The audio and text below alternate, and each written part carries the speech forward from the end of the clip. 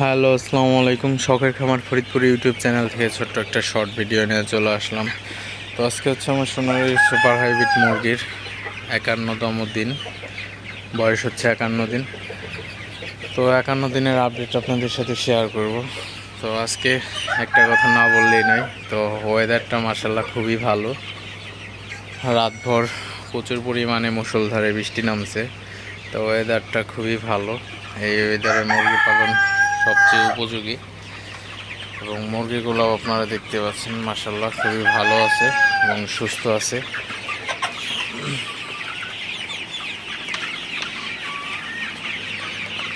মুরগি পালনের সময় অনেক নিয়মকানুন আপনাদের অবশ্যই মেনে চলতে হবে।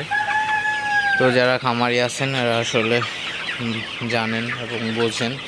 যারা নতুন খামারি আছেন এরা অবশ্যই আপনারা এই সেক্টরের জ্ঞান অর্জন করে তারপরে খামার সেক্টরে আসবেন। তো যাই হোক, তো আপনাদের সাথে আমার মুরগির ভিডিও শেয়ার করলাম।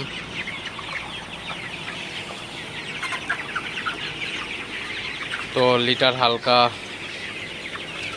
স্যাঁতসে আর কি ভেজা হয়ে গেছিলো, হালকা একদম। তো আমি আজকে লিটার নতুন করে ধানের তুষ দিয়ে দিলাম, আপনারা দেখতে পাচ্ছেন। তো এটা কিন্তু আপনারা অবশ্যই করবেন। তো মাঝে মধ্যে হচ্ছে লিটারের উপর দিয়ে হচ্ছে হালকা করে তুষ ছিটিয়ে দিবেন, তাহলে কিন্তু আপনার লিটারটা আরও কয়েকদিন লাস্টিং করবে। অন্যথায় কিন্তু আপনাদের আবার লিটার চেঞ্জ করতে হবে হঠাৎ করে একবারই। তো সেক্ষেত্রে আপনারা অবশ্যই খেয়াল রাখবেন।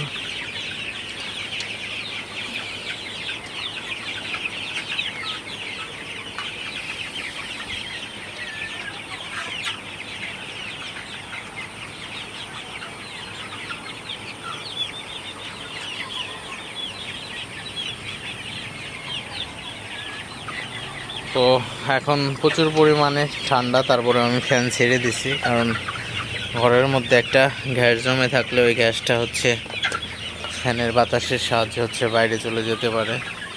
তো এটা কিন্তু খুবই কার্যকরী একটা সিস্টেম।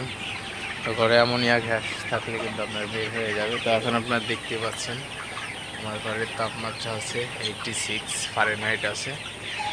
তো এটা আসলে মোটামুটি খুবই ভালো একটা তাপমাত্রা। এটা বেশি না কমও না, তো এই মুরগির জন্য ঠিকঠাক আছে।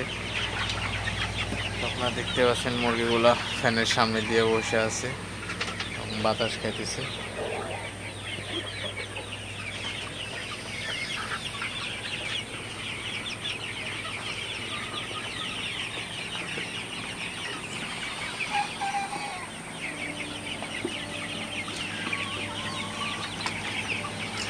তো আপনারা যারা খামারি আছেন অবশ্যই আপনারা সচেতন থাকবেন।